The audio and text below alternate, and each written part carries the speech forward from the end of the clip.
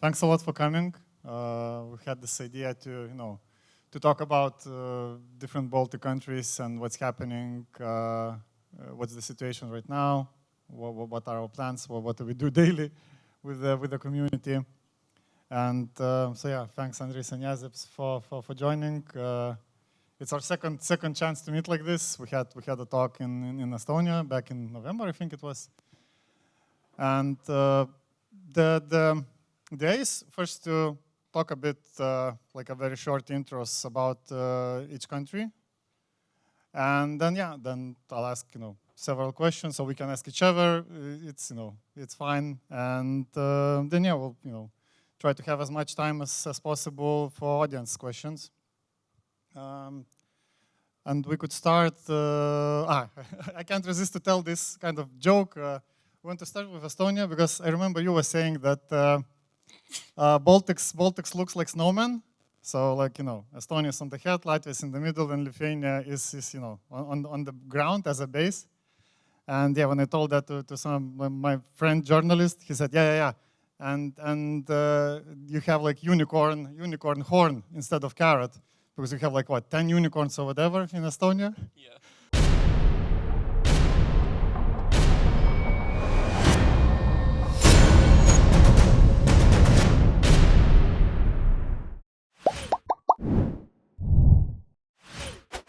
So this image was kind of stuck in my mind. So yeah, could we put a slide? So you throw me under the bus, yeah? Yeah. So we'll start. I want to start with the small one, then bigger, and in the end you will be like, you see, Lithuania is so much bigger. No. Look at that. Estonia. Estonia is a cool country, yeah. The GameDev scene there is relatively tiny, I would say. It's not tiny, but it's less than 1,000 people altogether. In reality, I would say the number of 500 people is very relative. So when I was checking all the studios, I was checking all the students, everything, I was doing this kind of review of the full ecosystem in 2021. Official workers were like around 400, but on Discord server we have 1,200. And when I ask people, they say, yeah, I have like a main job, but then as a hobby or a second job, I do games. So mostly for Estonians, most of the developers, I would say, for them it's more like a hobby or a lifestyle. Because Estonia is really into IT and startups. So we have a lot of unicorns. We have, as you know, Bolt, Volt, TransferWise, Pipedrive, a lot of those companies. So quite a lot of talent is going there to the IT sphere. And in GameDev in Estonia, it's mostly, I would say, artists or people who are really into the GameDev, that are passionate about GameDev. And a lot of expats who found love in Estonia. It sounds funny, but there are a lot of studios in Estonia that were made by those nice people who found out our country and decided that they will stay there from different countries around the world. And I'm happy that they stayed in Estonia. That way I have someone to work with. That's great. So altogether we have right now officially through the database that we collected 43 studios. But most of them are like 1 person, 2 people, maybe 6. And the big ones are only a few. CM Games, of course, is big. Ringtail Studios is the outsourcing. It's more than 100 people. And right now growing in Pärnu, GameCAN. So there are a few bigger players, but no one huge. Nothing in the scale like of wargaming here. So it's a small one. And as you can see, in 2022 it was only like 8 PC games. So not a lot. Of course there are some VR games, mobile games, but at least what can I say is that 7 out of those 8 games have overwhelmingly positive reviews on Steam. So at least it's about the quality. So that's our ecosystem. Right now we're really into education. So GameDev Estonia is new. Before that, we had IGDA Estonia, but it was decided to make a new association that works differently and outside of IGDA. But still, I became not so long ago the head of IGDA in Estonia too. So I'm kind of having two heads now, there and there, and I'm trying to lead both of them somehow together. And we are really right now pushing the education. So GameCAN in Pärnu, they opened Full Cycle Academy, and from September there will be 150 students into different categories: game art, sound design, Unreal Engine development, and I will be there leading the art department. And in Ringtail Studios, we have free courses of 3D modeling too, and working with different cities in Estonia and helping them to improve in their schools 3D modeling courses. In Narva, on the, I would say, edge of Estonia, I'm right now developing a new course of 3D modeling. And in Tallinn, we have Tallinn University with master's degree in educational games. In Tallinn, we have a private university minor game design bachelor's degree. In Tartu, we have around 8 different courses in Tartu University connected with game design. So every year in Estonia, we are teaching more than 200 students in video game development. The problem right now, and we will expand now, it will be closer to 400. The problem now is that we don't have studios to hire them. And it's even hard to get practice to all of those students. So I'm working a lot to find practice to those people. And that's the next problem that we will try to tackle, that we have a lot of talent, the young talent, but we need to do something that they stay in country. Because right now they're leaving, of course, to Finland, Sweden, Norway.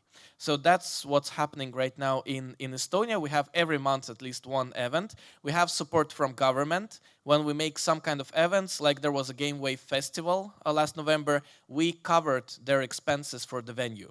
So we are really investing money. And right now we have a new partner, Moby Dictum. They have conference in Turkey, around 2,000-3,000 people. They are coming to Estonia, and we will try to cover their expenses, and we will have a small event for one day in Tallinn in October. So there is a help from government for those kind of events. We can bring speakers to Estonia and cover their expenses, hotel, flight, tickets, and everything. So if someone wants to go to Estonia and talk with the local community and help it, then you're welcome, and we can even help with that. That's all from me. Yeah, thanks a lot. I mean, yeah, a lot of topics. We can come back to them. I'll switch then. Okay. Jāzeps, thanks. Yeah, thanks again for coming. I know you're almost straight from the Castle Game Jam. Pretty much. Can you also tell a bit about it, how it happened? Yeah, for sure. So, hello everyone. I'm Jāzeps, as I was already introduced. So regarding the Castle Game Jam, this was probably the biggest event that we've had this year in Latvian game development. This was a large-scale game jam in one of our castles that took place for an entire week. We had, I think, around 150 participants, mostly from abroad.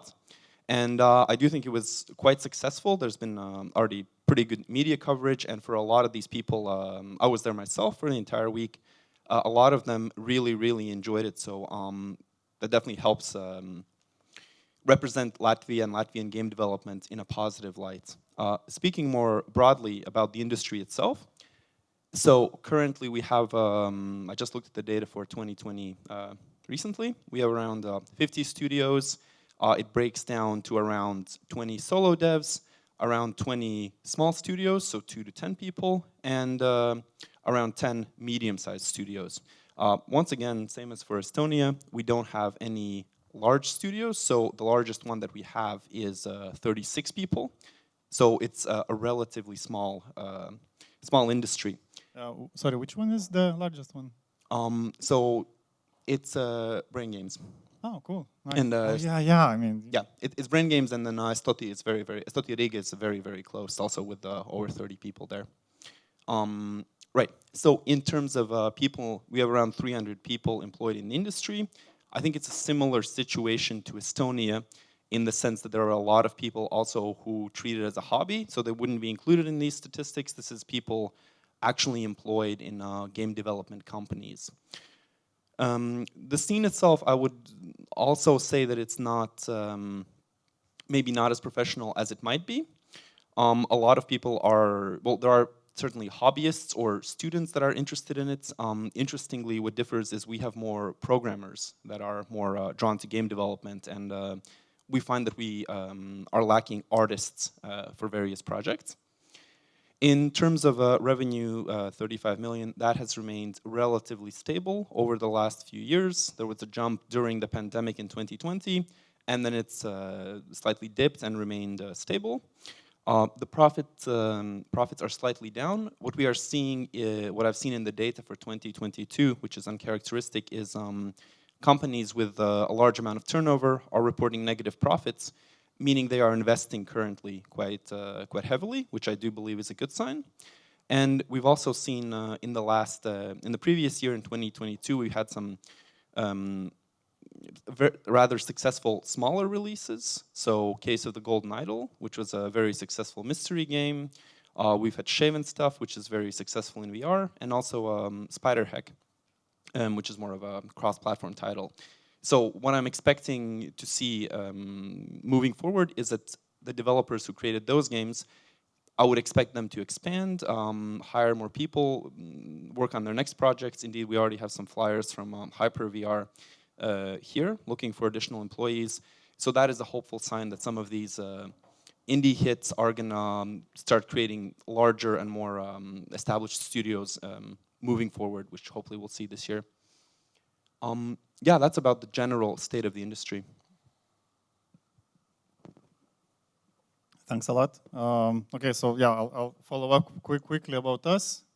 Just want to ask, who was at DevGAMM last year from the audience? Okay, so not too many people, because yeah, I did like a bit detailed cover of Lithuanian industry. So yeah, I'll just quickly go through what's happening right now, what's the setup. So we count 90 plus 90 something studios of solo developers, but we also include in this number not only like production and creation of games, but also companies who do some kind of services or are connected to games industry. Like well, the biggest example I guess would be Unity, because they don't create games, but they are a very important part of the industry. So some companies like that. So it's like, yeah, we counted around 75% are like pure development and publishing, and the rest are like various services for like art production, for example, is very popular. Quite many art outsourcing companies here. Yeah, I mean, for us the biggest story is about people, because for sure you followed for last few years what was happening around, and for us the biggest impact was started to be in late 2020 after Belarus elections, and many companies started to move here, specifically IT companies and game companies. So now we have quite many companies from Belarus and other countries around us. That's why there was this huge jump in numbers, because yeah, before that we had maybe a bit larger industry than, let's say, Latvia and Estonia, but it was like very similar. And so these changes were very impactful, and we're kind of watching as this develops. This year it's already kind of stable. There is still some growth. We're still kind of, let's say, catching and then finding out more small studios coming to Lithuania, or maybe they are finding us. So the numbers, they're not jumping so much. But yeah, we will see how it develops, because it's very circumstantial in that sense. But internally also, like local studios also growing. We keep finding more and more studios and more solo developers. I didn't count like exact number, but I think it's around the same. It should be around 20 to 30 solo developers. Some of them are very, very, very successful and very, you know, have very different genres. I think like the biggest upcoming PC games, almost all of them are created by solo guys. So that's very interesting, interesting angle, interesting development to watch. And in general, the setup is that the biggest companies are mobile. Majority of them are mobile. Like even in Wargaming example, half of it is mobile studio, and then another half, which they brought a bit later, is they're working with PC games. What else important about the setup? So yeah, and yeah, largest local studios are also mostly mobile, with some exceptions like some outsourcing, VR, art production, yeah, as I mentioned. And revenue is with the asterisk because oh, it's not extra. Because we still keep getting numbers for last year, so we don't. It's not final. Last year it was like 2020, and yeah, it's like about 10% growth, which is I guess good enough. But hopefully it can be more because not all the companies and part of them are quite big ones. Not all of them submitted the financial data, so it's yeah. Should be interesting, and what will be the final number?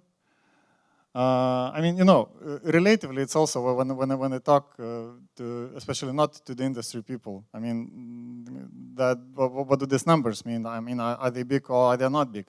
So in terms of people, it's already big enough because we don't have latest data from all Europe, but I think we can safely say Lithuania now is in top 10. Just based on people, because like for example Finland has like 3,500 or like close to 4,000 people working, but you know when we talk about revenue, Finland is like 10 times larger, like 3 billion or something. So there is room for growth for you know for all of us, and yeah, will be interesting how it develops. In terms of releases, we count you know all games. I mean, we talked that you don't really count mobile. Yeah, we decided to divide it because there can be hundreds of mobile games, and it's really hard to categorize. Okay, from what size of the team or revenue or the size of the game we are counting it. So we decided just to count right now PC and console releases. Yeah. For us, it was similar case earlier, that there were lots and lots of mobile games coming with like very wide spectrum of quality, but somehow the industry consolidated. So we have, I think, fewer releases now, but they're bigger by themselves. So that's why it's kind of paints a good picture. But yeah, in terms of PC or console games, I think we had last year maybe around 10 to 15 releases. I would need to check, but yeah, it's like I think it's a bit more than half if it's mobile games, and yeah, and others are some console and mostly PC. So yeah, I think if I didn't forget anything serious, yeah, or we can follow up with the questions. And so yeah, my kind of first topic. Of course, we covered it a bit, but my first topic. What do you feel? I mean, at what stage is your industry right now? What are the main signs? I mean, is it still growing, or is it like a risk of stalling or even going down? What would you think? Yeah, at the moment in Estonia, I would say it's a bit stalling. There are many factors. There was this situation with NFTs, Web3, and Metaverse and everything. And some of the studios, of course, they were connected with those projects that were implementing NFTs. So at the beginning of the year, in January, those studios that were really into this topic, they kind of had a really hard time.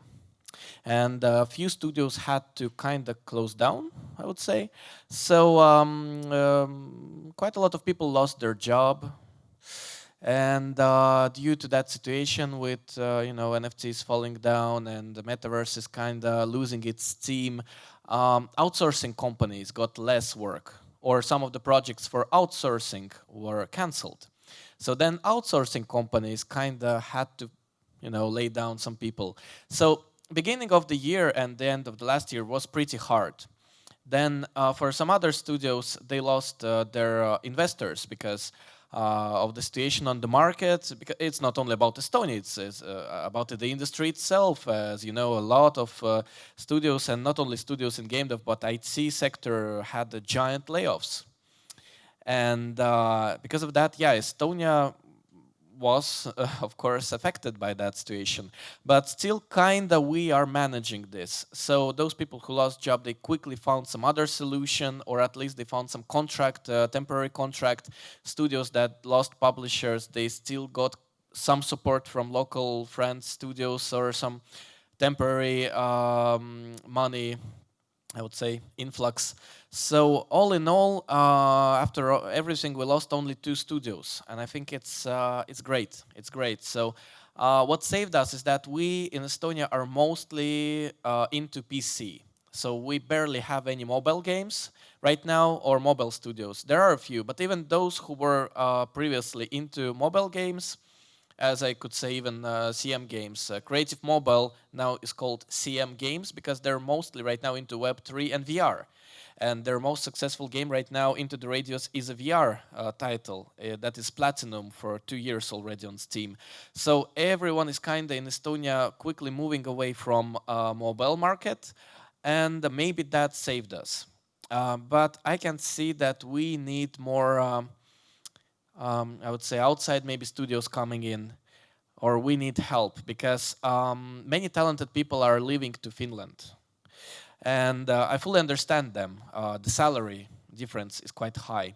But some people stay because Estonia as itself is a great country to live in. What is good for studios? Why some studios move? We have 0 income tax in Estonia. And you can establish your company in 15 minutes. You can manage it fully online. The taxation is great. Everything is, in that sense, as managing company, a European company. It's really good. But many bigger studios, when they look at Estonia, they understand that, but there is not enough talent. And that's the problem. We have a lot of juniors, some middles, but all of the senior developers, they are already full of work, or they have their own studios, or they left. So we need to definitely do something. We need to move and expand. And that's why there is a GameDev Estonia Association. At the same time, we have VR Association that is very proactive. Like VR development in Estonia is really strong into educational sector and just VR games. Even one studio, Maru VR, they got funding from European Union for their VR game that is upcoming. So, like, we're trying, but it's I would say it could be better. But sorry, you mentioned about Finland, but isn't there like opposite interest from Finland to invest in Estonia, as you connected in a way? In an interesting way, I would say Finland is giant. The ecosystem there is great, and they have awesome people, awesome companies, but they want to stay in Finland, mostly in Helsinki. And they're more interested to hire our talent than to kind of share their companies, because as I understand, there is support from government. It's a long story, but for them, it's much more interesting to bring us there than to expand to other country, to open office in Estonia. So I would say from the last companies that came to Estonia studios, one came from Turkey, one came from Portugal, and one came from Sweden, because if we compare with Swedish salaries, of course, in Estonia they're much lower, and there is some talent, so there is at least some kind of point for Swedish studios to move to Estonia or to open small, I would say, office in Estonia. But yeah. Okay. Yeah. Thanks. What's about Latvia? What's the kind of situation right now? How do you feel? At what point is the industry? Right. So My feeling in general that we still have quite a lot of potential. We're quite small. So I do think there is a lot of opportunity for growth. One of the things that I kind of see is there's sort of a disconnect between the enthusiasts and the business part of it. Because for us as well, the part that is generating revenue still is mobile and surprisingly browser games. Whereas the... browser, that's interesting. Yeah, but I mean, again, with it being a small industry, that is a few, literally like 2 studios. But you know, with it being the size that it is, that that definitely makes a big impact. Whereas the enthusiasm is primarily directed at PC games. So there is a bit of a disconnection where these mobile studios are still looking to expand. Whereas the people that are interested in game development, let's say they settle for working at a mobile studio. So it would be, I think, one key objective is kind of bridging that gap. As I mentioned previously, I do see signs for enthusiasm that the larger studios are investing within the last year. And also, as I mentioned, some of these smaller companies having been successful with their titles, my expectation is that they would look to expand and grow. In terms of state support, I think there is a lot of improvement, room for improvement there. I don't think there is programs or grants for game development or related companies that would allow them to expand. In terms of education, we have one institution that offers a bachelor degree in game design. They have recently moved to a new building. They have revamped their program, and we're also trying to work together with them to make the program be more in line with the requirements of the industry. I think those are kind of the key areas. I would probably describe the industry as small, but hopefully moving in the right direction. For us, I guess I was thinking, you know, when you talked about education in so detail, so I was thinking that I guess education system for us might be like one of the biggest challenges right now, because we don't really have a lot of options for people to study game development. We need to send them to Estonia, I guess. And then you didn't mention, but you have some good programs for game development also. Yeah, so we have the program at the University of Economics and Culture that offers a bachelor's degree in game design. So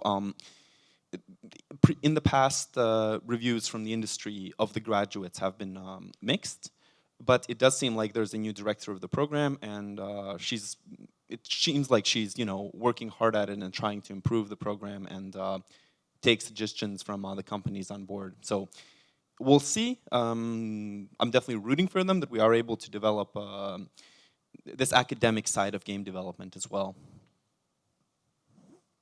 Okay, thanks. So yeah, like continuing this topic, so education would be like the biggest, I guess, question.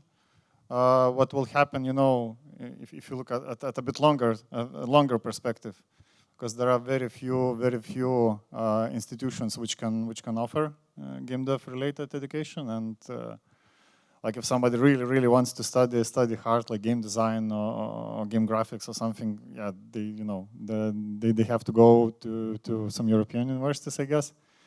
Another thing which kind of, you know, feels like it's blocking, not blocking, but stopping the potential is investments in the studios for young studios especially.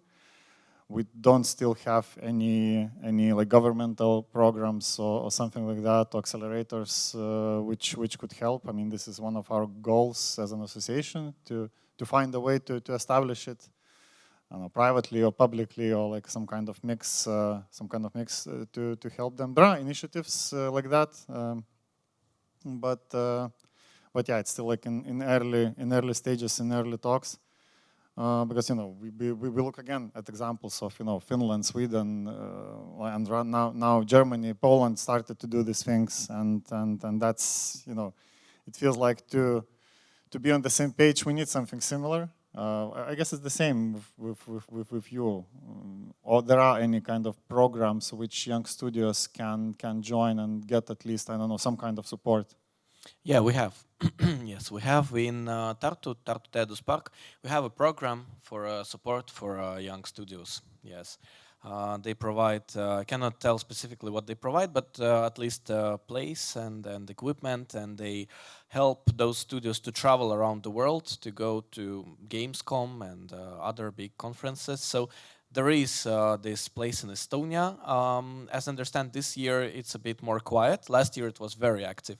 And as I know, next year will be a next program. So it depends on the funding from European Union that goes to Estonia, then Estonia kind of spreads it around. But at least for young studios in Tallinn, there are places like incubations, places where they can work. They will have a free office. So it's possible. You have to dig a bit. It's not like it's open for everyone, like go there. But if you will check around, yes, you will find some kind of support. It won't be much. That's the main problem, I would say. And even lately, we have a lot of those IT events, like Startup Day. And they, on the last Startup Day I was there, they gave some money and investment to local games, indie games. Not a big sum, like 10,000 euro maybe, something like that. But there is at least some kind of help. It can be much better, definitely. And with education, you know, studios just kind of made their own academies. Ringtail just built their own class and made their own program and started advertising that. And then universities and schools took that program. Same with GameCAN. They just kind of decided, let's make our own university. And they even got accreditation from Epic Games. So they are accredited by Epic Games, and they have teachers, they have like credibility. So they already made their test program for 30 students last year. They just finished. I was at the demo day. They made, there were like 3-4 teams, and those teams of 2-3 people made multiplayer games in Unreal that were fully playable with servers and everything, and we played those games. They were great. So there is this movement. Let's see where it will go. I don't know where it will go, how good it will be, where those students will go. Will they stay in the Baltic states?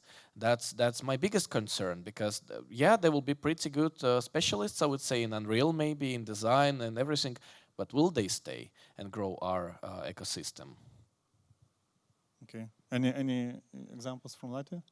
So for us, we have general IT incubators and accelerators that people can join, and some people working on gaming projects have joined. I think the issue there primarily is that games require maybe more specific support. It's not that similar to the general IT market, and of course those incubators aren't able to provide it. So the people that have joined those, I feel like they might have not achieved the success that they were hoping for, just because the support didn't quite match their needs. Yeah, so one more kind of related topic is about associations that themselves. What do you feel like is like the biggest biggest cooperation, I guess, with the local industry? How do developers feel? What do they need basically from the association, and how do you feel that you can help them mostly? I mean, your case was very interesting from this year's awards with Golden Idol. Can you share a bit? Yeah, for sure. So in general, our association has around 100 members. It's both companies and developers or people in the industry. And in general, we have the 3 main goals, and one of them is just having the collaboration between the people in the industry, educating them, and also helping the industry itself grow. So some of the ways that we do that, we try to provide people with opportunities to try game development, then kind of expand on their projects, and then also recognizing and rewarding the best games in the industry, and thus giving them visibility. So the case that Ricardas mentioned here about the case of the Golden Idol. So we have this contest, BRSD, so Stop Talking and Start Doing. And Golden Idol presented their prototype first 2 years ago in this contest. They won. One of the prizes was we covered their Steam developers fee, so those 100 euros, which is a very small investment in that case. But building on their success there, they were able to find a publisher, they were able to release the game, and they achieved very big acclaim, actually, releasing last fall, I believe. And they also then won game of the year in our Game Developers Awards this past March, I think. So that, as a case study, is one of the things that the association is able to do for Latvian developers. So I think we're mostly aligned with these, smaller enthusiast indie developers, and we have had success in helping them, achieve success, publish their projects, and find an audience. What we want to work on is collaborating with more established studios. So the feeling is that we could do more to meet their needs, which primarily is finding talent. So preparing developers that are interested and capable of working, within these larger mobile studios. So that includes, again, helping with the bachelor's program that we have at the university. In general, maybe getting people more excited and giving more visibility to those studios. So, again, people are aware of what exciting things they're doing there, what are the possible jobs that they could have there. So I think the thing that we would want to work on is collaboration with these established studios. Thanks. Any examples from Estonia? What people or studios what need most? And reminders. My work is mostly remind studios about something.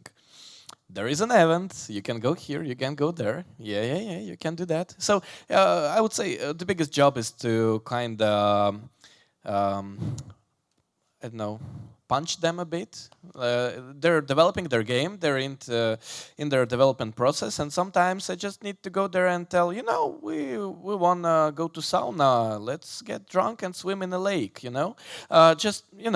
remind them that, okay, there is a world outside, you can go here, you can go to Gamescom, but at the same time, do you really need Gamescom? Maybe you should go to DevGAMM. What's the value for you with the DevGAMM? Okay, what can we do? Who should I invite? What is needed right now? You need this one or that topic, this topic. Okay, I will try to find specialist in that topic, bring to Estonia.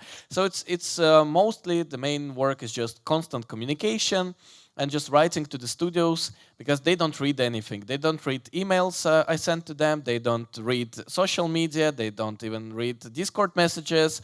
And only until I will write them in private message, they will answer me. And that's not because they don't want to talk with me. That happens too. But it's mostly because they're so tired and they're really in the process, and it's a money question, and they're trying to survive, not to burn through the money, to make the vertical slice in time. So I fully understand what's happening there. But sometimes they might lose opportunities. So that's the thing. So it's constant work of writing to 100 people and seeing what they need, and are they in the loop of what's happening. Thanks. We have some time for questions. I think we can use this microphone, I guess, here, yeah? So if somebody would like to ask anything about Estonia, Latvia, Lithuania, we have a chance. Of course, we can chat privately. We'll be here today and tomorrow all the time. Is there any interest or maybe any comment, clarification?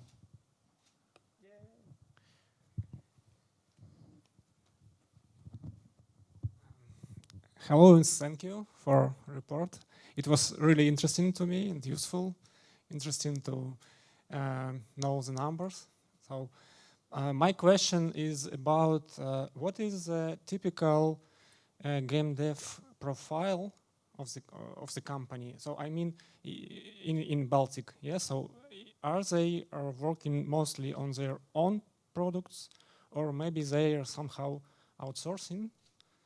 So that's for every country, please.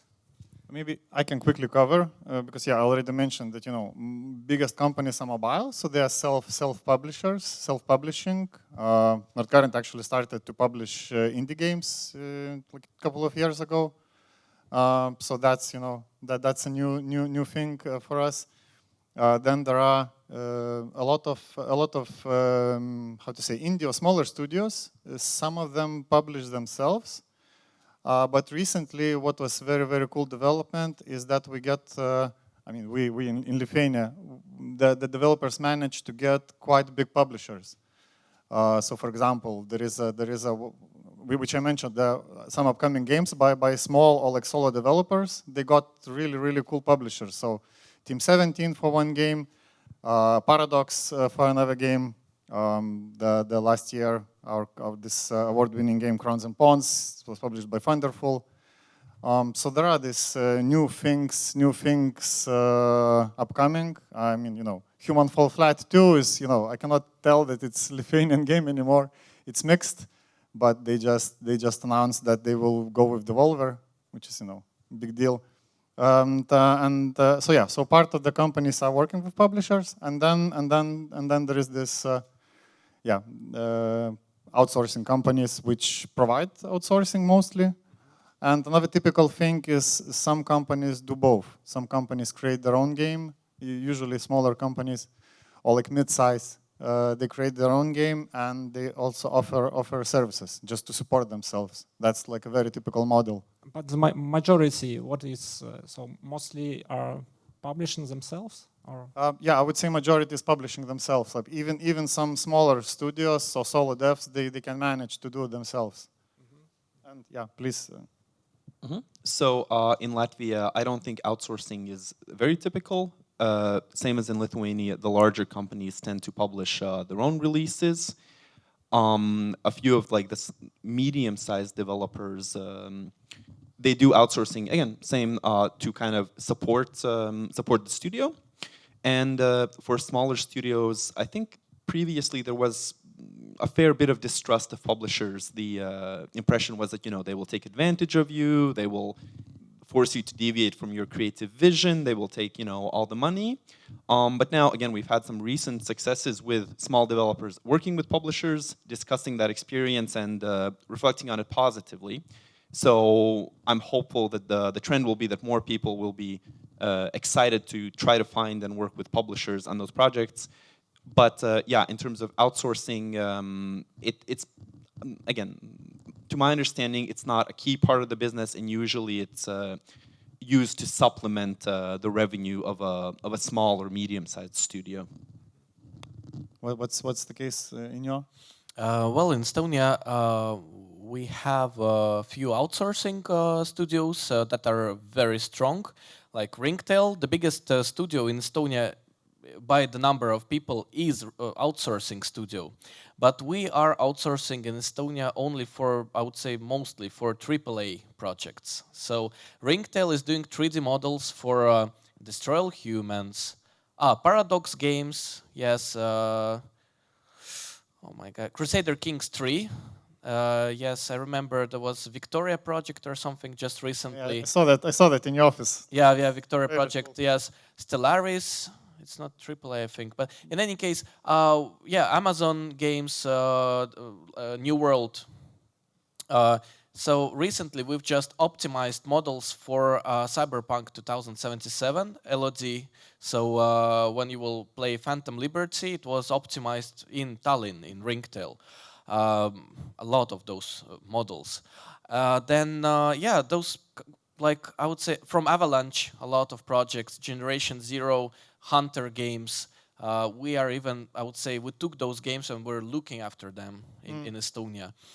So for other guys, how do they usually work? I think it's also self-publishing mostly. For other guys, so the other guys, two categories. Self-publishing, but not fully self-publishing. So finding publishers in different areas, like maybe self-publishing in Europe, but then in America or China, it's additional publisher. Yeah, that's a good model. And helping each other as a community. So as a placeholder, GameWorks, they published their own game, Death and Taxes, then they're developing 2 other games, and then they published another developer's game from the Artist Simulator. Yeah, so helping each other. And in Discord, in private, many small studios are explaining to each other how to market and publish. Like if Mr. Morris made his Haiku the Robot alone, and it's a great game, then he goes and helps others to find publishers, to work with publishers, or publish themselves.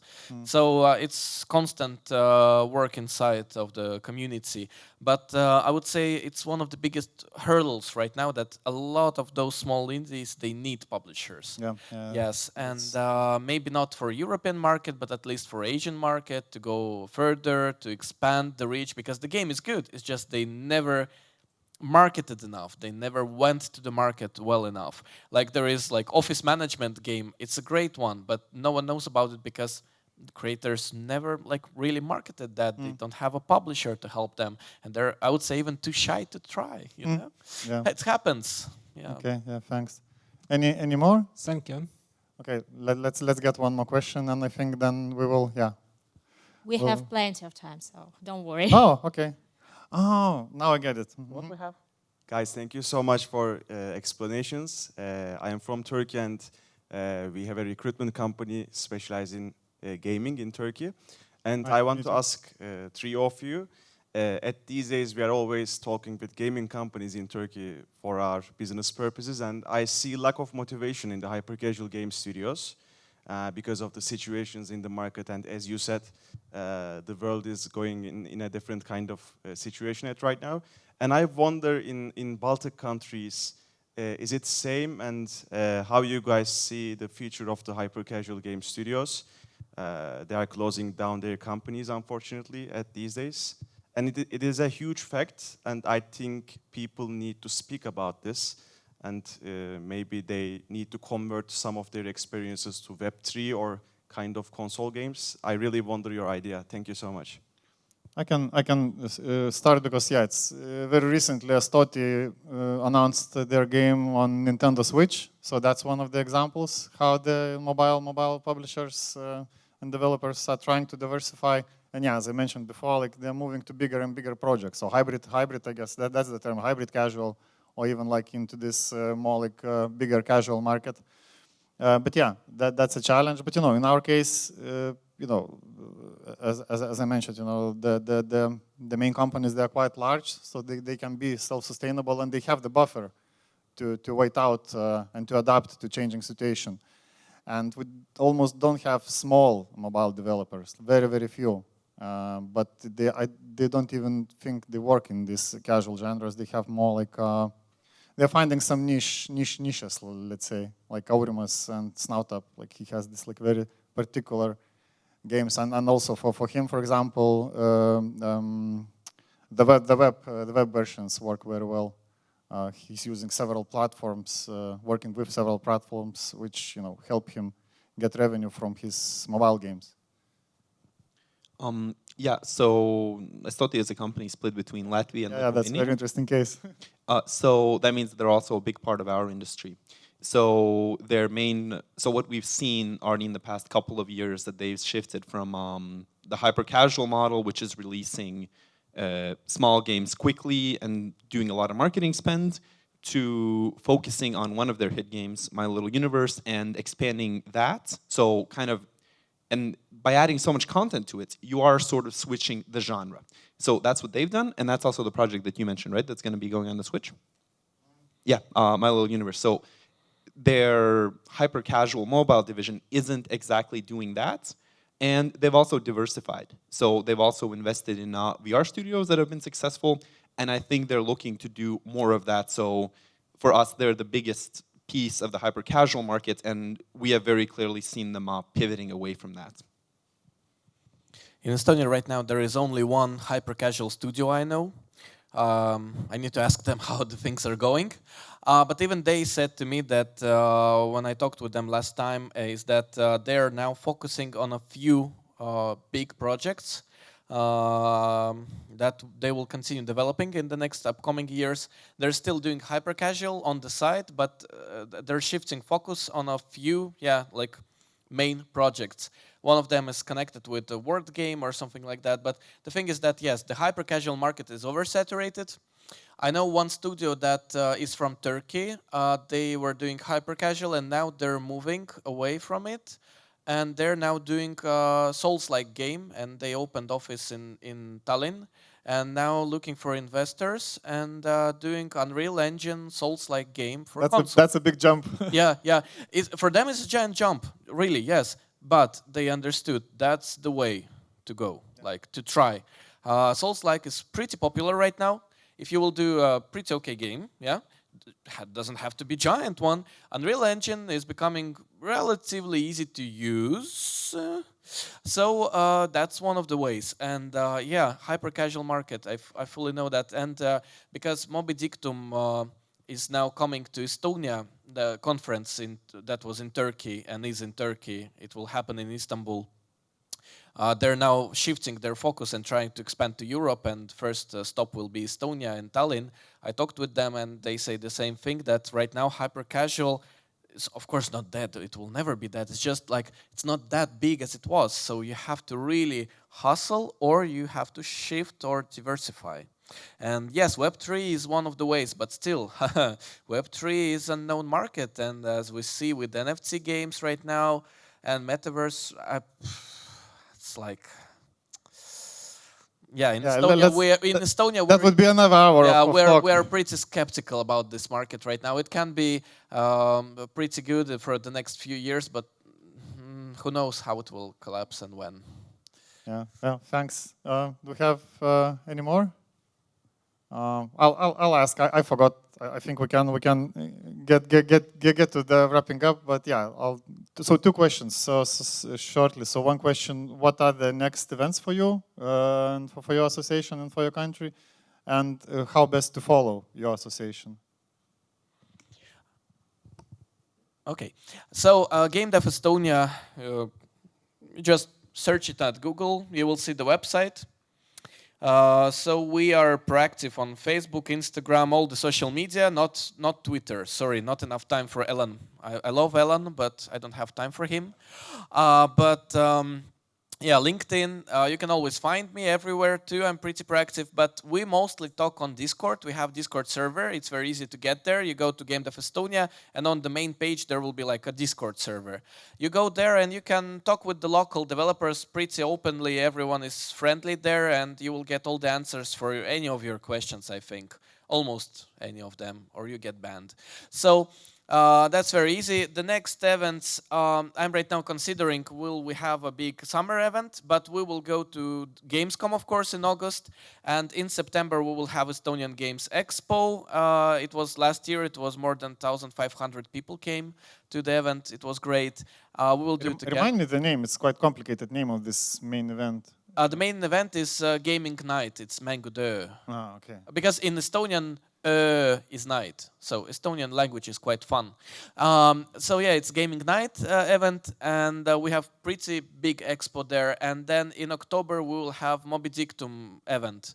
It will be quite large. It's not a conference, I would say. It's more like a business-to-business event without any speakers. It's just you go to the event and full day of business-to-business and roundtables. And after that we will see. Okay, thanks. Yeah. So in terms of, the rats are really loud. So in terms of where to follow us, very similar, primarily active on Discord, gamedev.lv, and also on Facebook. We do have a website. Our association was established in 2007, and that's around when the website was made. So just a warning, but essentially Discord or Facebook, that's the best platforms where to follow us.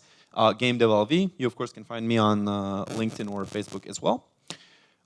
In terms of events, so as we already talked about, we just wrapped up the Castle Game Jam. That was a massive event for us.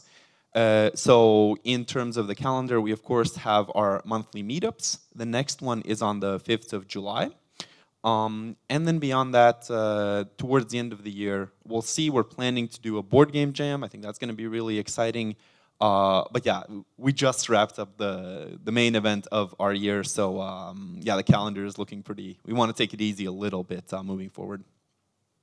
Thanks. Yeah, for us, it's like more or less the same. The main information is on our website lzk.lt. I mean, we are not very convenient for foreigners, but we'll try to think of the way to move it to a different, maybe like more English-friendly brand, but And also, we are still using Slack because it was very popular when we established association 10 years ago. But yeah, there are already plans moving to also add Discord additionally. And the easiest way is the easiest way to follow is just to go on the website and subscribe to newsletter. It became kind of one of our, I guess, better and most effective communication channels, and because people keep referring to it as a first source of information about Lithuanian industry. So that's nice. So that's passive way to follow us. And then yeah, we're trying to use socials, Facebook, LinkedIn, Twitter. We'll become more active soon there because there will be another person helping with this. Yeah, and from the events, yeah, this is kind of the final event of the season. I'm very happy. We will be some time for the rest, and we kind of pre-start the new season with a cool event called GameDev Barbecue. I'll plug North Current again. We're doing for many years with them. So the date is set, the place is set. We'll start communication right after DevGAMM, but yeah, I can tell that it's August 17, and it will be in Loftus, so we can accommodate a lot of people. I mean, that was, but by some measure, it was our biggest event because we usually have 300 plus people, and we couldn't fit anymore in like earlier locations, so we're taking now quite a big one, and yeah, hopefully more people can come and can fit. And yeah, so it's just a party, but it's very, very cool party to be in, very kind of summery vibe. And it's like a very, very good way to come back after holidays or like, in between holidays to kind of prepare for the new autumn season. So yeah, I think then that's it from our side. I think we're still good with time. Thanks a lot. And yeah, let's chat. Come to chat to us. Find us here. We'll be for today. I guess tomorrow also you'll be some time here. Yeah, for sure. Okay, so yeah, thanks for having us. Okay, thank you very much.